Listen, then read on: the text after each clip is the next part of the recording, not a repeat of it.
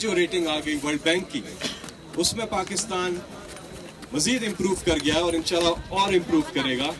तो इन्वेस्टर यहाँ का रुख कर रहे हैं, आसानियाँ पैदा की जा रही हैं इन्वेस्टर्स के लिए, और इंशाल्लाह जो इमरान खान साहब का विजन है कि फ्लाई रियासत बनाया जाए पाकिस्तान को,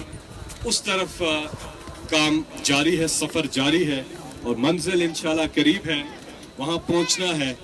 मदीने की रियासत बनानी है और हुजूर अकरम हज़रत मोहम्मद मुस्तफ़ा सल्लल्लाहु अलैहि वसल्लम की जो मदीने की रियासत की जो एक कॉन्सेप्ट इमरान खान साहब ने इंस्पायर होकर उसकी शुरुआत की है, यहाँ पर बात की है,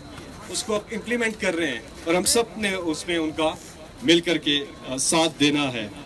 चाहे वो एहसास प्रोग्राम हो, चाहे वो पनाह गाहें हों, चाहे वो अब जो नया एक प्रोग्राम इमरान खान साहब लेकर आए हैं, कोई भूखा नहीं सोएगा।